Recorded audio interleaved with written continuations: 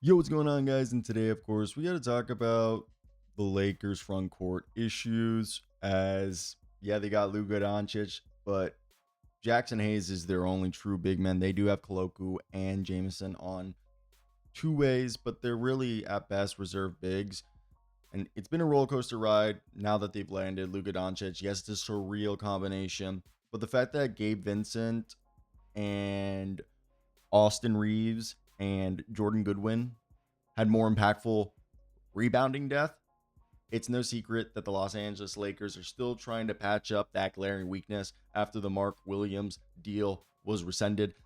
With JJ Redick steering the ship as a head coach, they're obviously leaning into the emphasis of space, three-point shooting, ball movement, and just they want a big man who can run up the floor and just be able to keep up with the team and not kind of lumber up and down the court. And we know that they're actively looking in the buyout market in the free agency. They tried to get Mark Williams and they almost overpaid for damaged goods. And we think maybe Deron Sharp, Kevon Looney, or Goga Bitadze would have been better options, but that never materialized, which is kind of weird. So now the Lakers must create a roster spot if they hope to sign anyone, as they currently are at the full 15-minute man limit, which Christian would probably be the most likely because he's been out all season. Markieff Morris, Cam Reddish, and Shake Milton have been floated as potential cuts by Jovan Buha and Sam Vecini. Now, let's talk about that. I completely forgot about Will Magnay. Went back in, watched some film. So let's talk about that. And then we'll talk about the other two options, which are Mo Bamba and then a combination of either it's bringing back Colin Castleton or signing a guy like Hassan Whiteside. Or not Hassan Whiteside, Hason Ward. Holy crap. But let's go. Hason Ward, who's playing for like the Wisconsin Herd. Let's talk about Will Magnay and stuff. Hit that like and subscribe button. What do you guys think of the Lakers and their interior needs? This is a team that is defensive rating middle of the pack, 114 going into last night's game. They were, middle of the pack rebounding as well, about 42 rebounds a night and 5 blocks a game. JJ Redick's system has them shooting a bunch of threes, 12 made threes per game on 36% almost. So any incoming big needs to avoid clogging the lane for LeBron to drive and Luka to run the pick and roll. But above all, the Lakers need someone who can defend the rim, absorb fouls, and bang down low with those bodies. So let's talk about the underrated sleeper as allegedly the best center in the international market that has a buyout that could get out, or like that they could acquire, similarly to how Mr. Xavier Cooks was brought over by the Wizards a few seasons ago, if you guys were sleeping under a rock. But shout out, if you guys have not been following the story of Will Magnay, he did play for the Pelicans after a season at Tulsa when he did come over. Let me just tell you. So basically, Will Magnay is a guy who's from Tasmania. He's been playing for the Tasmanian Jack Jumpers. I know he's from Brisbane, and I do believe he grew up in the Queensland, but he actually earned a spot on the NBA Global Academy. Yeah, he was someone that NBA scouts thought was going to be an NBA player. And after the 1 year he spent part of the year on a two-way with the Pelicans, he returned, joined the Brisbane Bullets, who are now coached by a friend of mine, or an acquaintance, Jordan Scholler.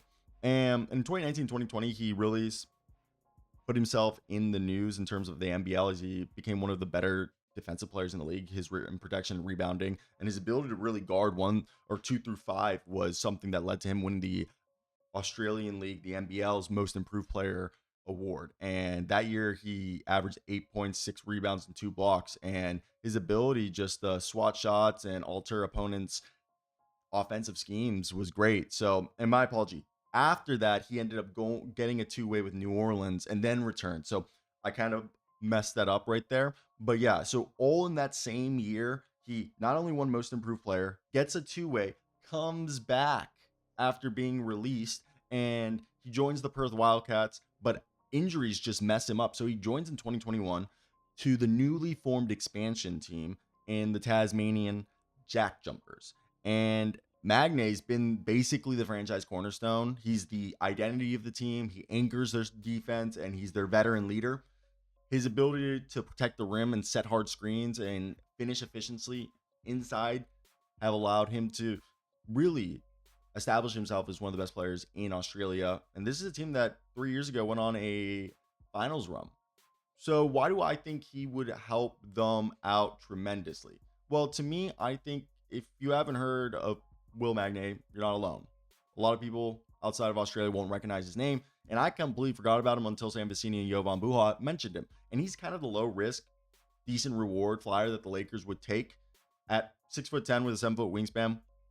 In 160 games of at least 10 minutes, he's averaged 20 minutes per game in those contests, 8.6 rebounds and assists a night, a steal game, and 1.5 blocks, while shooting just under 51% from the field. Yes, 24% from three, and 64% from the field free throw line, while having a true shooting of 55%.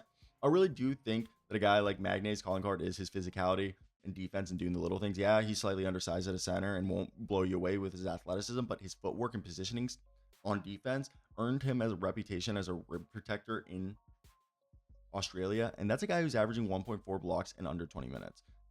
That's an insane block rate. He's got really good rim running ability, and he can run the short roll as the rim runner or set, obviously the screens. And I think he's a willing shooter. I think his game, obviously similar Australian, Jock Landale is a guy who would, if you need to say what he could do or someone to emulate, that's what the type of production I think he would bring. Hustle, toughness, and a locker room friendly personality that a lot of people more than likely will resonate with. And yeah, I like that one because with him, I think he's a relatively cheap, intense guy who's the perfect for a back end roster big that even if it doesn't work out, it gives you depth. So let's just move on to the rest of them just to run through these because we did spend a little bit of a bunch of time on Will Magnay, but the rest of the video we'll just talk about what the Lakers should or shouldn't do. That's where I want to hear your guys' opinions. What would you guys do? Because the rest I want to say is this next option is we got Mo Bamba, who Lakers fan might remember from his short stint the other season.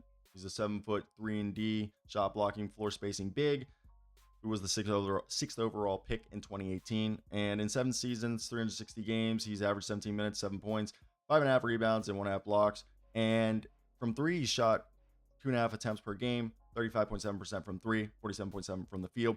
His best season was that 21-22 season where it was a contract year in Orlando, where he shot 38% from three, almost 2 blocks, 8 rebounds, just under 11 points, that 3-and-D rim protection. And even last year, he found he could not find a niche last time he was with the Lakers. And that was in those games, he was really bad. And honestly, if he can thrive playing off of LeBron and Luka, he'll embrace the rim running, pick and pop, shot blocking role.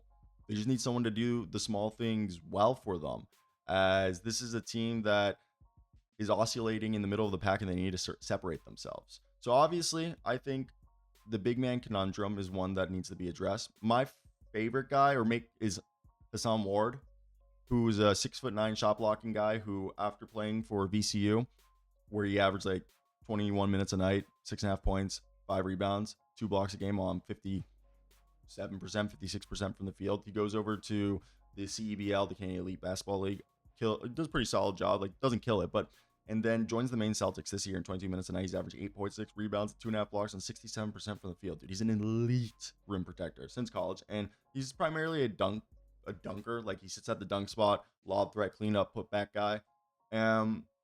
He's a hustler. He's good on defense, rotates well, has good positioning skills. So it's someone that I like. I think he's a situational big with potential growth.